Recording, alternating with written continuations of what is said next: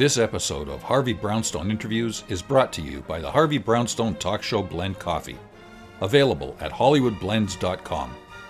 Everyone's saying it's the best coffee they've ever tasted. Why not give it a try and see for yourself?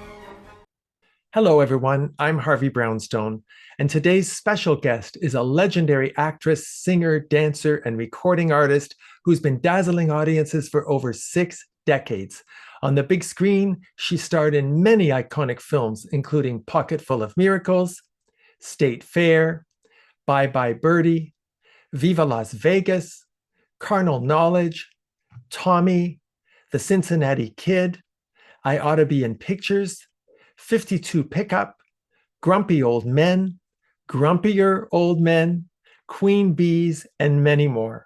On television, you've seen her in dozens of sitcoms, variety shows, TV specials, movies, and miniseries, including Who Will Love My Children, The Two Mrs. Grenvilles, Life of the Party, A Streetcar Named Desire, Perfect Murder, Perfect Town, Blonde, and of course, her recurring roles in Ray Donovan and the Kominsky Method.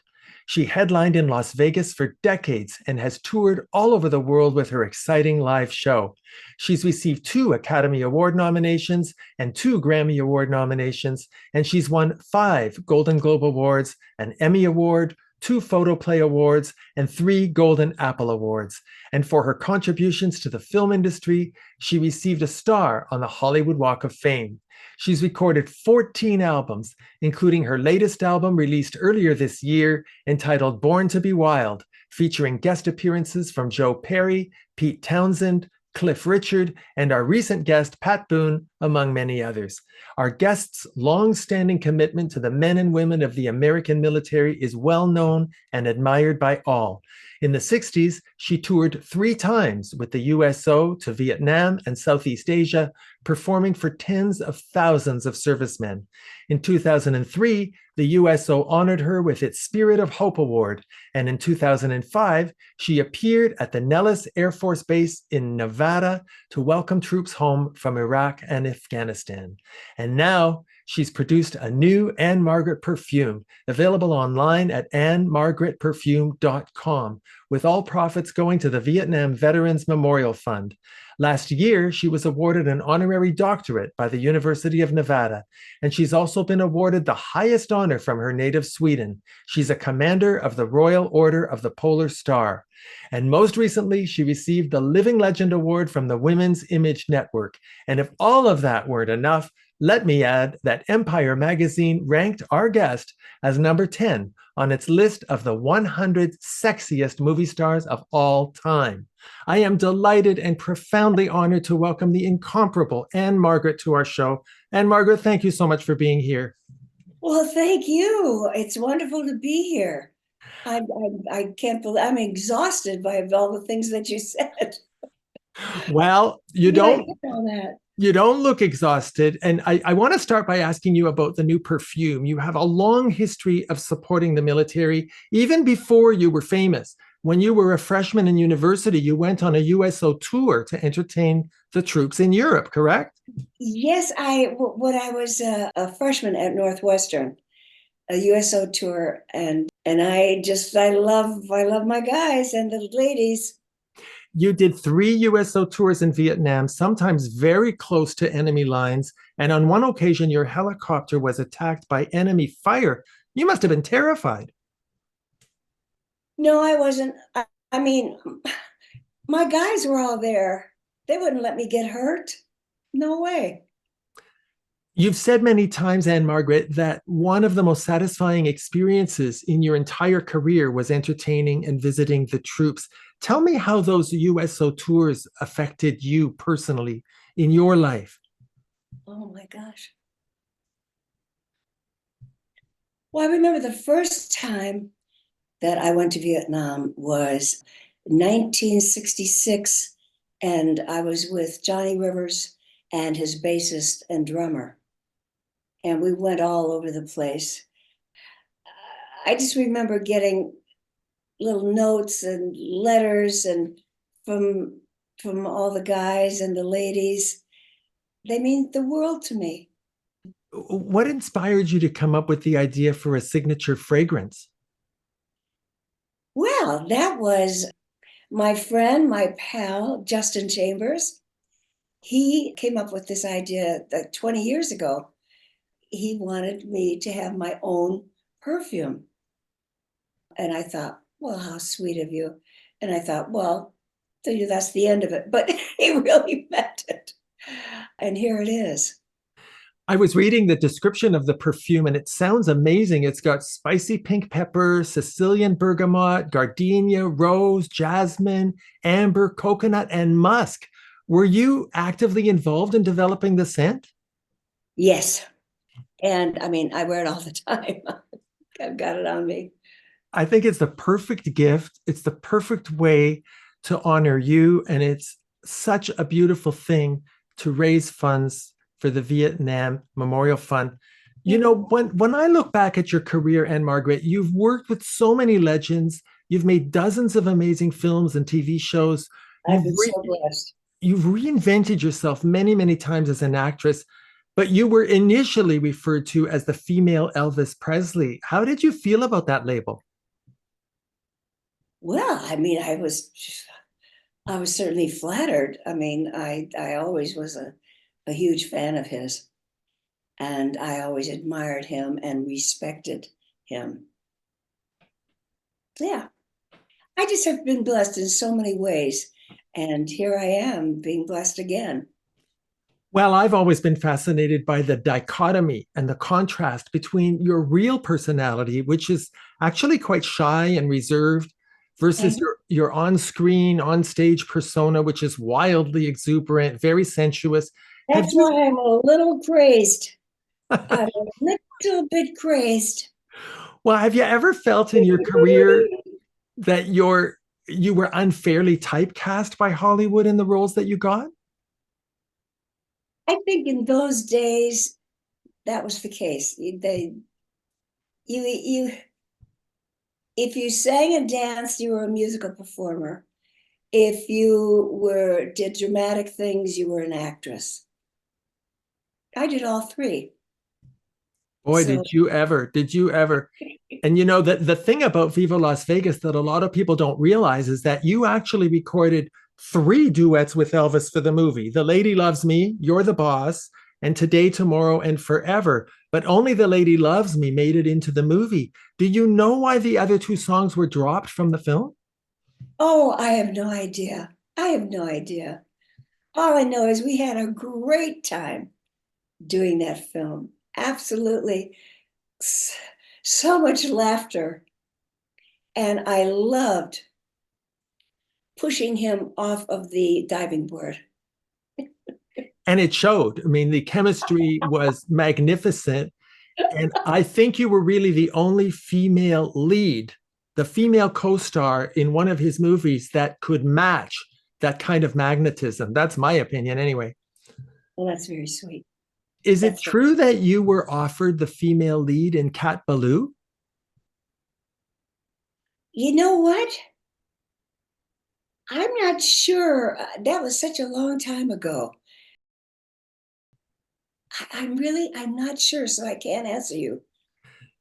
Well, there's a rumor that your agent turned it down without even telling you about it. That's why I asked. Well, maybe that's true. You know, you've made some really fabulous TV specials over the years. You worked with guest stars like George Burns, Lucille Ball, Dean Martin, Jack Benny, Danny Thomas, Carol Burnett. I'm so blessed. So blessed. And by my count, you appeared on at least 8 TV specials with Bob Hope. Do you find it sad that we just don't have variety shows and TV specials like that anymore? Oh my gosh. Well, I miss those times. You know, I sure miss Johnny Carson. I miss him so much. Of course, Mr. Burns, and I was so blessed to be a part of that whole time and place. Well, that era, you know, was really quite remarkable. I mean, the Johnny Carson episode that comes to my mind you did I've Got the Music in Me by yourself. There were no other dancers behind you, but you got up in front of that mic and you sang and you danced your heart out, and it was mesmerizing. Do you remember that? I do remember that. I remember getting dressed. One of my former dancers, Roger Manami, actually made the trousers that I was wearing, and wow, that was quite an occasion. It was so remarkable that you could get up there and do this number so high energy all by yourself that that I never forgot it. I have got so much energy right now, believe me. I got it from my mother and father. Well, God bless them. You know, another one of the moments that I think of when I think of you was with Lucille Ball. You did a number with her called Autograph Annie and Celebrity Lou. Celebrity Lou. Oh my gosh. That is a classic. Oh, oh, she was so good to me. Oh, I had so much fun with her. Well, you also, I believe you appeared on season 2 of Here's Lucy with Lucille Ball as well. Yes, and she called me Margaret.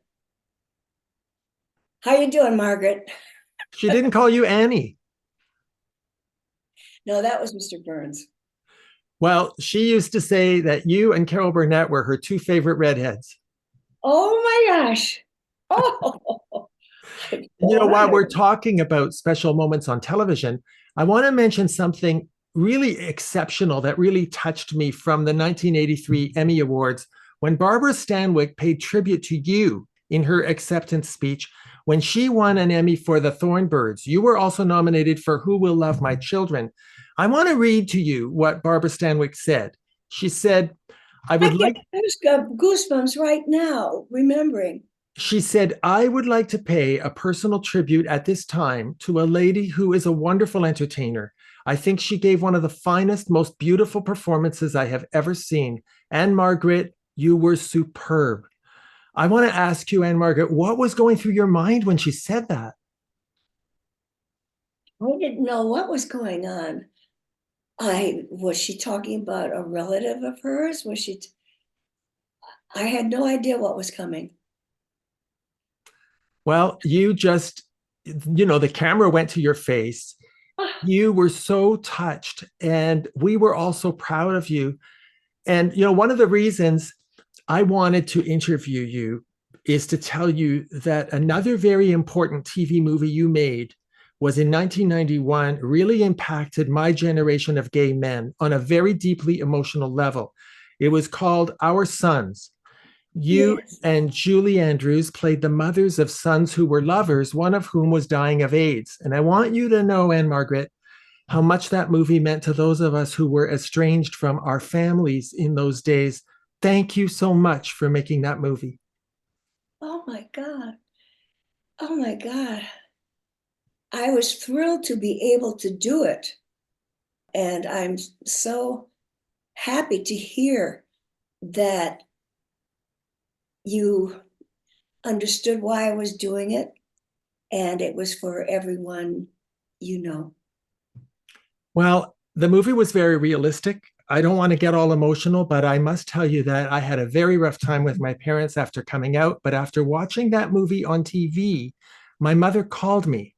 We had a conversation that started us on a road of reconciliation and Yes. healing. And Yeah. I finally got my chance to thank you very much for the role that you played in making that happen. Oh, huh. It makes me so happy that that happened to you. And I'm sure I'm just one of tens of thousands of young men. Now, as I mentioned in my introduction, you've had a very extensive career as a recording artist. A lot of people may not know that you've made 2 gospel albums and an album of Christmas carols. Your first gospel album got a Grammy nomination and a nomination for a Dove Award. Tell me about the role that spirituality plays in your life. Oh, oh my. I wouldn't be the person that I am if I didn't have this incredible belief in the Lord. Well, he sure has his hands on you, I'll tell you. You wrote a memoir in 1994 entitled Ann-Margret, My Story. That was almost 30 years ago. Have you given any thought to updating the book? Actually, no, I haven't. I have not. Would you ever consider it? Well, let me think about that. All right. I think a lot of your fans, including me, want to know how you're doing. I mean, we lost your beautiful Roger in 2017. We all want to know how you are. Oh, well, I mean, the love of my life. He and I were married 50 years. And if he hadn't gotten so ill, and we would still be together.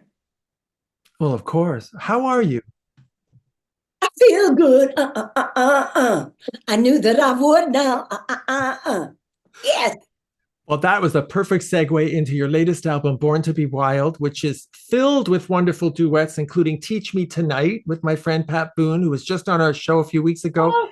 He said he felt like the two of you created the new octogenarian love song. Isn't that adorable? Yes. He's got a wonderful sense of humor. He's adorable. Well, that particular track from your album, Teach Me Tonight, has been getting the most play, I understand, of all the tracks. So I want people to make sure that they get this album, Ann-Margret, Born to Be Wild. It is a delightful, modern version of what you're up to these days. I love every single song, and congratulations my neck. Congratulations on all the success this album is having. Thank you so much. When you look back at your career, Ann-Margret, all the movies, the TV shows, the live performances, is there one particular experience in your career that you consider to be the most personally satisfying? Actually, it is being on stage in front of a live audience. It's me and the audience, the give and take. That's the most exciting for me. Well, I actually got the chance to see that several times in Vegas and also when you came to Toronto. So I know what you're saying. For me, though, when I look at your film career, one of your great highlights was your performance in a 1982 film called The Return of the Soldier. You co-starred with Alan Bates and Julie Christie, and you held your own opposite two great actors of the British cinema. I think that's one of your most memorable performances. Well, both of those individuals were so nice to me. Here I came, with my Russian sable coat and everything. And they just treated me so well. Have you had the career that you envisioned for yourself when you were first starting out? I had no idea. I didn't have a clue. Did you have a plan? No. I had no plan.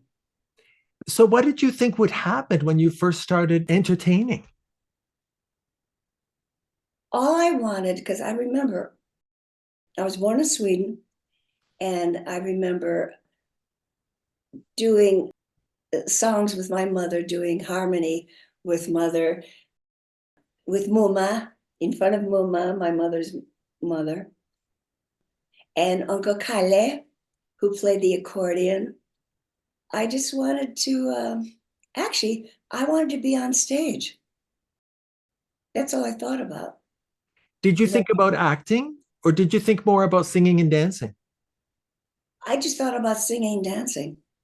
Were you surprised to find out that you were such a good actress? I was thrilled when people thought that I could act, yes. Well, I've got to tell you, there's not many people in this industry that can do it all, but you've proven multiple times you can do it all. And there's this song that keeps running through my head. When you appeared in Toronto, you closed your show with a song by Peter Allen that was written just for you, Once Before I Go. Do you remember that song? Oh, yes. Peter Allen and Dean Pitchford. Yes, they wrote it for me. And it's the way you closed your show. And there's a line in that song that says, "Once before I go, I want you to know that I would do it all again." Would you? Yep. Yep. I've Well, still got the energy. would you do your career again the same way? Oh, I have no idea what I don't have a clue what I would do. Well, I want to tell you, my dear Annie, if I could do this interview over and over and over again, I sure would. I sure would. I want to thank you so much for all the joy you've brought to your millions of fans over the years. Thank you for what you're doing for the Vietnam veterans. Thank you so much for taking the time to appear on our show. It's my pleasure. Believe me. God bless you. And God bless you and continued success and good health. Our guest has been the legendary one and only Ann-Margret, whose beautiful new perfume can now be ordered online by going to annmargretperfume.com. And all profits from the sale of the perfume are going to the Vietnam Veterans Memorial Fund. This is the perfect gift for that special woman or man in your life. And your purchase will also go to a very good cause. My name is Harvey Brownstone. Thank you to my producer, Steve Silver, my director of programming, Deborah Batsafin, my production assistants, Rosa Puzo and Robert Monaghan, my PR directors, Eileen Shapiro and Jimmy Starr, and my entire team at the XPTV1 network in the UK. Thank you all for joining us. See you next time. Thanks for watching. Be sure to check out all the great interviews on the Harvey Brownstone Interviews YouTube channel. Don't forget to subscribe and ring the bell to be notified when new videos are posted.